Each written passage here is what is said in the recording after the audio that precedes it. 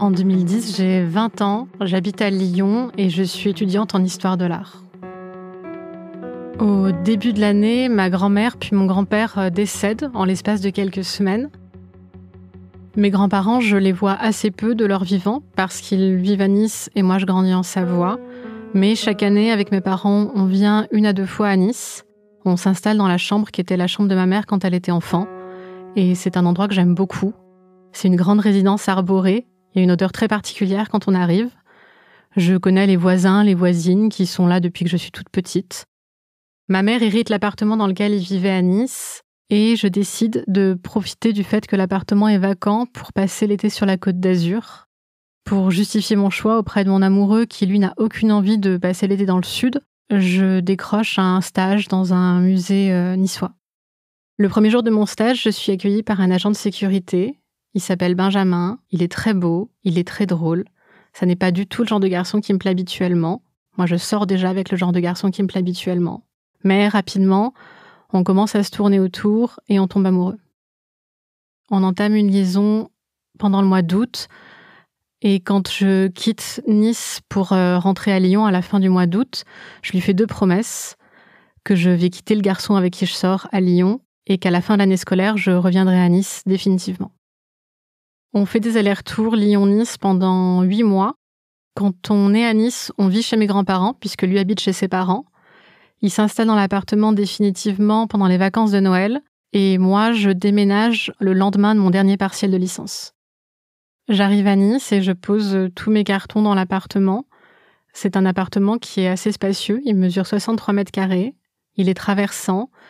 Il y a 2 chambres, une salle de bain, des toilettes séparées, une cuisine, un grand salon et un petit balcon qui donne sur une allée de palmiers, le tout étant distribué par un grand couloir qu'il traverse d'est en ouest.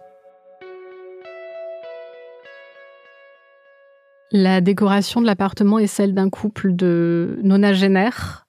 Donc tout est vieux, il y a beaucoup de gros meubles en bois, de tapisseries, un canapé en cuir totalement défoncé et un téléphone fixe, sans fil, posé à côté de la télévision. La première nuit qu'on passe dans l'appartement, on s'installe d'abord dans la chambre de mes grands-parents parce que c'est la plus spacieuse. Mais rapidement, après 10 minutes, un quart d'heure, on décide de partir et d'aller dans l'autre chambre parce qu'on trouve extrêmement glauque de dormir dans le lit où ils ont vécu leur dernière nuit. On commence assez rapidement des travaux de rénovation importants pour se sentir chez nous. La première pièce qu'on rénove, c'est la chambre. On enlève la moquette qui est pleine d'acariens. On enlève le vieux papier peint, on remplace les portes du placard et on se réinstalle ici. C'est un appartement qui n'a que 2 défauts. Les fenêtres ne sont pas centrées et aucune porte ne ferme. La question des fenêtres ne se pose pas parce qu'on sait qu'on ne peut pas les déplacer, mais on essaie par tous les moyens de régler le problème des portes. On les enlève, on enlève la peinture sur les gonds, on les rabote, on change la serrure, mais rien n'y fait. On peut pousser les portes contre le chambranle, mais pas les fermer. Benjamin, il est agent de sécurité dans le musée où on s'est rencontrés. Moi, je décide de ne pas poursuivre mes études parce que je suis très amoureuse et que je pense que ça suffira toujours à mon bonheur. Alors, je trouve un emploi alimentaire dans un café. Les premiers temps de notre vie de couple, on est très souvent dehors, on voit beaucoup les amis de Benjamin, on fait la fête, on rentre tard, on boit beaucoup. Je connais très peu de gens à Nice en dehors de son entourage. J'ai une cousine qui vit dans l'immeuble d'en face, mais elle n'est pas toujours là. Donc ma vie, elle est vraiment centrée autour de Benjamin et de cet appartement qu'on essaie de rénover. Benjamin, c'est quelqu'un qui, de façon générale, laisse les choses là où elles sont. Et il ne ferme jamais aucune porte, comme il ne range jamais rien. Moi, ça m'agace. Donc je prends l'habitude de lui demander de fermer la porte avant de se coucher quand il arrive au lit après moi. Depuis que je suis enfant, j'ai besoin de dormir avec la porte fermée. Quand j'étais enfant, j'avais peur des sorcières cachées dans le placard et j'ai gardé l'habitude de toujours tout bien fermer avant de me coucher. C'est quelque chose qui me rassure, j'aime bien me sentir protégée et par la couette et par le fait que toutes les portes sont bien fermées. Un soir, comme presque tous les soirs, il se couche après moi, il ne ferme pas la porte, je lui demande de se relever pour la fermer et il me demande pourquoi je tiens tant à fermer cette porte. Et je lui réponds pour rigoler parce que je n'ai aucun argument valable, c'est pour empêcher les monstres du couloir de rentrer.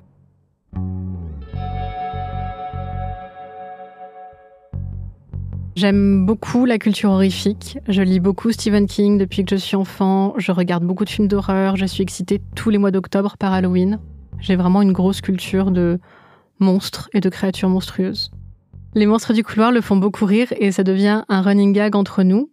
Le soir, quand je lui demande de fermer la porte, il me demande toujours pourquoi. Je lui réponds toujours pour ne pas que les monstres du couloir puissent rentrer. Et il me questionne. Pourquoi est-ce que les monstres du couloir auraient peur de la porte ? Pourquoi est-ce qu'ils ne peuvent pas la traverser, la briser, passer en dessous ? Et moi, j'essaie de trouver des réponses rationnelles à ces questions qui ne sont pas du tout rationnelles. Tous les soirs, c'est des nouvelles questions et il faut qu'on trouve de nouvelles réponses. Les conversations sur les monstres du couloir, elles me font beaucoup rire, autant que lui. Mais au fil du temps, je commence à développer une petite pointe d'appréhension quand il faut sortir de la chambre après la tombée de la nuit. Un soir d'hiver, je suis réveillée par la sonnerie du téléphone qui se trouve dans le salon, à côté de la télévision. C'est la sonnerie que le téléphone fait quand on remet le combiné sur le socle. Benjamin et moi sommes tous les deux au lit et il n'y a personne d'autre dans l'appartement, donc c'est un bruit totalement anormal, mais je me rendors. Je suis réveillée très peu de temps après, à nouveau par le même bruit. Je me rendors et la chose se répète de nombreuses fois. Et au lieu de me lever pour débrancher le téléphone ou enlever les piles, je reste au fond de mon lit, terrorisée, parce que dans cet état de semi-conscience, semi-éveil, je suis persuadée que le téléphone est le complice de la télévision, que la télévision est un vortex qui essaie de m'attirer à lui pour m'envoyer dans une dimension démoniaque. Au bout de 10 ou 15 sonneries du téléphone, Benjamin se réveille, se lève, ouvre la porte, va dans le salon et retire les piles du téléphone. Je le laisse partir de la chambre alors que je pense qu'il court un grand danger, mais je pense qu'il est préférable que ce soit lui plutôt que moi qui soit envoyé dans une dimension démoniaque.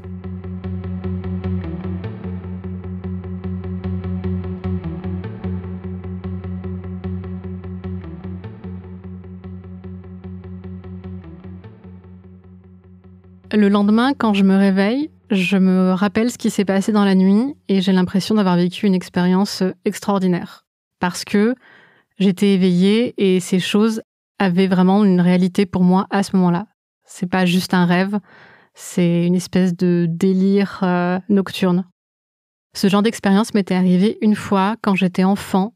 Je m'étais réveillée dans la nuit en étant persuadée que toutes les maisons de mon village s'étaient élevées dans le ciel et qu'elles allaient bientôt retomber parce que c'était la fin du monde. Et j'avais l'image très nette d'une maison posée sur la lune. Je raconte à Benjamin ce qu'il s'est passé de mon point de vue, c'est-à-dire qu'il n'y avait pas seulement un problème technique du téléphone, mais une vraie aventure horrifique. Et ça l'amuse énormément. Il n'y a rien de sérieux dans ce qui est arrivé dans la nuit. Pour moi, j'étais dans un état un peu semi-normal, donc on trouve tous les deux très amusant qu'on n'ait pas vécu la même chose. Les nuits qui suivent l'incident du téléphone, j'ai de plus en plus d'appréhension au moment d'ouvrir la porte, l'impression confuse qu'il y a effectivement quelque chose tapis dans l'ombre, dans le couloir, sans que je mette des mots très très précis là-dessus. J'en parle à Benjamin, qui prend ça très à la légère parce que il pense que c'est une de mes fantaisies, ou en tout cas, lui n'a pas peur du couloir, donc il voit pas pourquoi moi j'aurais peur du couloir. La peur que j'éprouve pour le couloir ou pour ce qui s'y cache, ça n'a pour moi aucun sens.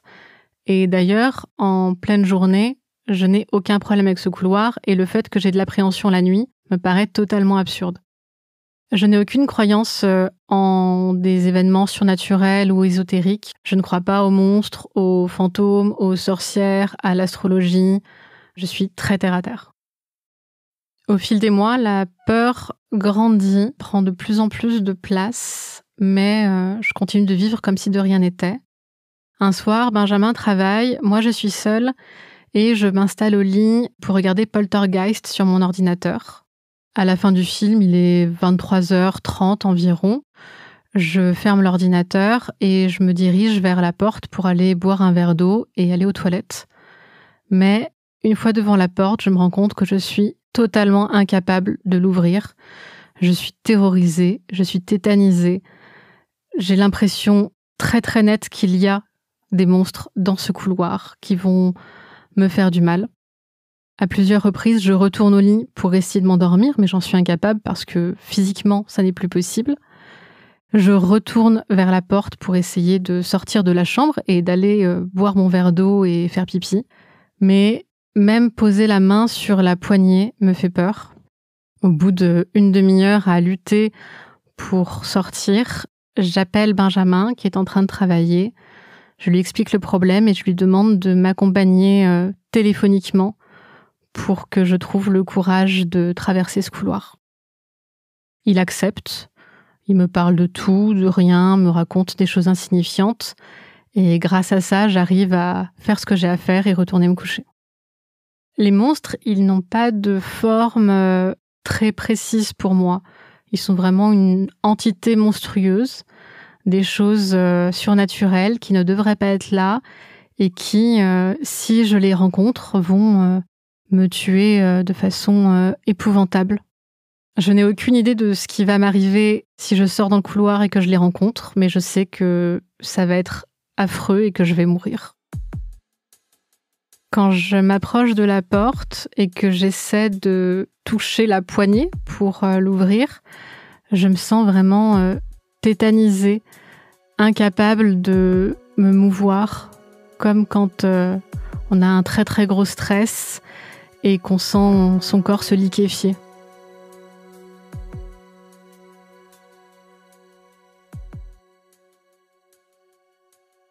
Benjamin et moi, on parle relativement peu des monstres, mais quand on le fait, c'est toujours léger. Il ne se moque pas de moi, jamais, mais il ne prend pas ça au sérieux particulièrement. Il me dit que si j'ai besoin de l'appeler pour aller dans le couloir, je peux le faire, mais ça n'a pas une grande importance pour lui. Dans la mesure où c'est une souffrance que lui n'éprouve pas et qui lui paraît totalement dénuée de sens, il ne prend pas du tout la mesure de ce que ça représente pour moi. Je parle de ma phobie des monstres à quelques personnes, des amis proches et mes parents. Personne ne prend ça très au sérieux. Ma meilleure amie me dit que si j'ai besoin de l'appeler, quelle que soit l'heure, je peux le faire et qu'elle sera très heureuse de m'aider à affronter cette épreuve. Mais personne ne me dit que je devrais consulter un psy ou qu'il faudrait régler ce problème qui n'est pas normal. Ça devient très vite très normal pour tout le monde. Les gens pensent que ce sont des terreurs nocturnes, quelque chose de très normal finalement. Même les personnes dont je suis moins proche et à qui j'évoque ce problème ne prennent pas la chose très au sérieux et se disent que c'est une de mes fantaisies peut-être. La peur des monstres, au fil du temps, elle prend de plus en plus de place dans mes soirées. Pendant la journée, je n'y pense jamais, ce n'est pas un sujet. Je m'étonne même du fait d'avoir aussi peur la nuit. Je prends l'habitude, quand je rentre chez moi, de remplir une bouteille d'eau et la poser sur ma table de chevet. J'essaie dans la mesure du possible d'aller aux toilettes avant que la nuit tombe pour ne pas avoir à le refaire dans la soirée. De façon générale, j'essaie de m'organiser pour ne pas avoir besoin de ressortir de ma chambre. Pendant un temps, j'envisage l'achat d'un pot de chambre, mais je me ravise parce que c'est quand même difficilement acceptable quand on a 30 ans d'avoir un pot de chambre. Je fais installer un interrupteur dans le couloir, juste à côté de la porte de la chambre. Ça me paraît être une bonne idée parce que ça va limiter au maximum le temps que je passe dans le couloir sans lumière. Mais ça ne règle absolument pas le problème parce que ce qui me pose problème, c'est d'ouvrir la porte et de voir le couloir dans l'obscurité pour la première fois.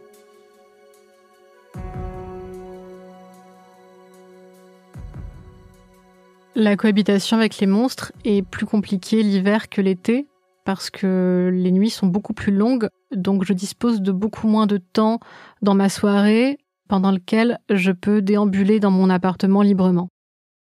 Tous les matins, quand je me lève, je sors de ma chambre comme si de rien n'était et je repense au fait que la veille, faire ce geste était immensément compliqué, ce qui me paraît totalement ahurissant. J'ai l'impression qu'il y a 2 mois, la Clémence diurne qui n'a aucun problème et la Clémence nocturne qui vit en cohabitation avec des terreurs épouvantables. Je n'envisage ni de quitter mon appartement, que j'aime de tout mon cœur, ni de consulter un psychologue ou de chercher de l'aide, parce que je m'habitue assez rapidement au fait que ça fait partie de ma vie, que tous les soirs, j'ai peur de quelque chose qui n'existe pas. C'est simplement une partie de ma routine quotidienne. À 29 ans, je me rends compte assez brutalement que Benjamin et moi ne sommes plus amoureux l'un de l'autre, donc on se sépare en très bons termes. On décide de vivre en colocation pendant quelques mois. Je lui laisse la chambre dans laquelle nous dormons depuis 9 ans et je m'installe dans celle d'en face. Je reste ensuite seule dans l'appartement pendant 4 ans, en cohabitation avec mes terreurs nocturnes. Puis je décide de réaliser un rêve d'enfant et d'aller m'installer à Paris. Je vends l'appartement de mes grands-parents et j'achète un appartement à Paris. Dans l'intervalle entre la vente du premier et l'achat du second, je m'installe dans la résidence secondaire de mes parents, qui se trouve dans l'immeuble juste en face. Le jour du déménagement, une fois que tous les cartons sont dans le garage, avant de fermer la porte pour la dernière fois, je regarde le couloir et je m'exclame « Au revoir les monstres !» Je sais que c'est une peur que je laisse derrière moi. L'appartement de mes parents est strictement identique à l'appartement de mes grands-parents. Les fenêtres ne sont pas cintrées et aucune porte ne ferme, mais dans cet appartement-là, je sais qu'il n'y a pas de monstre. Je m'installe dans un appartement à Paris qui a un couloir bien plus grand que celui de l'appartement de Nice. C'est un immeuble qui a été construit en 1900. Il y a du vieux parquet qui fait du bruit quand on marche, des moulures, de la toile de jouy dans le couloir. Et les portes ferment, mais elles sont vitrées. Donc on ne peut jamais ne pas voir le couloir. Pourtant, là encore, il n'y a pas de monstre. Je n'ai jamais eu peur dans aucun autre appartement. Même les vieux appartements avec le parquet qui grince, dans les vieilles maisons au fond de la campagne. C'est vraiment quelque chose entre ce couloir-là et moi. Je m'empêche de penser à des choses du type monstre du couloir le soir, parce que je suis persuadée que si j'y pense à nouveau trop fort, je vais me retrouver avec une nouvelle phobie, des nouveaux problèmes. Après la tombée de la nuit, je m'efforce de ne pas avoir de pensée de ce type. J'aurais dû, et mon entourage aurait dû me dire d'aller voir un psy ou une psy. Mais à l'époque, tout le monde a pris ça étonnamment à la légère, comme si c'était normal à 20 ans passés d'avoir peur de créatures surnaturelles. Je me suis demandé parfois pourquoi j'avais peur des monstres. Est-ce que c'était une réaction psychosomatique à quelque chose ? Est-ce que c'était une façon qu'avait mon cerveau de m'envoyer un message sur le fait que j'aurais vécu un traumatisme qui soit lié avec cet appartement ou avec mes grands-parents ou à leur décès ? Mais je pense fondamentalement que c'est juste une plaisanterie qui m'a totalement échappé et qui est devenue incontrôlable. J'ai créé les monstres du couloir. C'est une plaisanterie qui m'a totalement échappé. J'ai l'impression aujourd'hui d'avoir planté une petite graine pour rigoler et de m'être retrouvée avec quelque chose qui a grossi jusqu'à devenir totalement incontrôlable. Les monstres du couloir, je pense que c'est ma créature de Frankenstein. Ça a échappé à mon contrôle. Je pense qu'on n'en finit jamais vraiment avec nos peurs enfantines. Elles restent tapies quelque part dans un recoin du cerveau. Et si on s'amuse trop à titiller son imagination, on a tôt fait de les réveiller. Et je pense que c'est ce qui m'est arrivé. J'ai l'impression que c'est moi qui donnais vie aux monstres. Le simple fait de les nommer, de les imaginer, de les évoquer, les a fait exister. En tous les cas, pour une partie de mon cerveau qui était prête à admettre leur existence. Quelques mois après ma séparation avec Benjamin, je rencontre un garçon et une nuit, je dors chez lui. On est au lit, Au moment où on s'apprête à éteindre les lumières, il se relève et me dit « Je suis désolée, je ne peux pas m'endormir si les portes ne sont pas bien fermées. » Il ferme la porte du placard et la porte de la chambre et il me dit qu'il a peur des monstres du placard. Il pense être ridicule, mais je lui dis « T'inquiète pas, moi j'en ai dans mon couloir. »